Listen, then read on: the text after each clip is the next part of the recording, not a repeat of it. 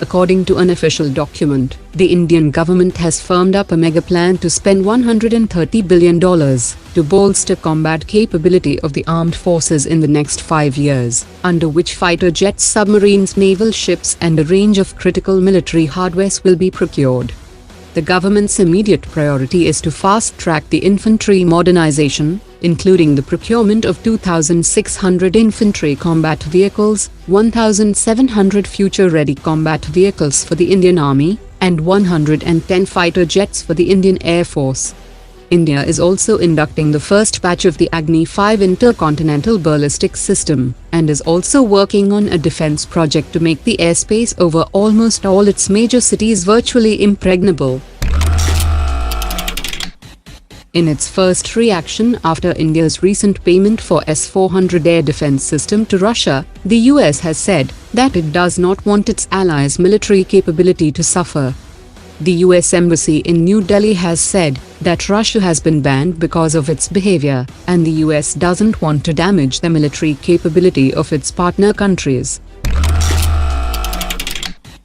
The Indian Air Force Chief has resurrected the 17 Squadron today, which will be the first unit to fly the Rafale fighter jets.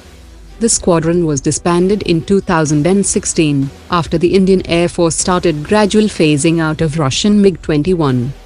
The Indian Defence Minister will travel to France on the 8th of October to receive the first Rafale fighter jet manufactured for the Indian Air Force. Malaysia is studying options for replacing its 18 Su-30 fighter jets, while its program to replace its former fleet of 13 MiG-29 is currently stuck. Malaysia has issued a request for information for a light combat aircraft, and has shown interest in India's Tejas fighter jet. The Malaysian Prime Minister had recently said that Malaysia needs to be mindful of its budget when considering new combat aircraft. Experts have said that the recent decrease in the per-unit cost of Tejas Mark 1A fighter jets has also provided a boost to export opportunities. The DRDO is developing a new variant of a rifle-launched grenade, which will have a more advanced technical and safety features than the present generation. The DRDO has also invited the private industry to participate in its development and manufacturing, as the Indian Army has an annual requirement of 3 lakh grenades.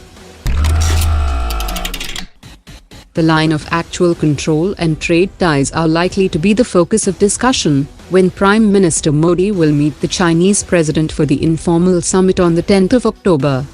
This second edition of the summit could help plan the next stage in the boundary resolution and new measures to export more Indian products to China to reduce the huge trade deficit.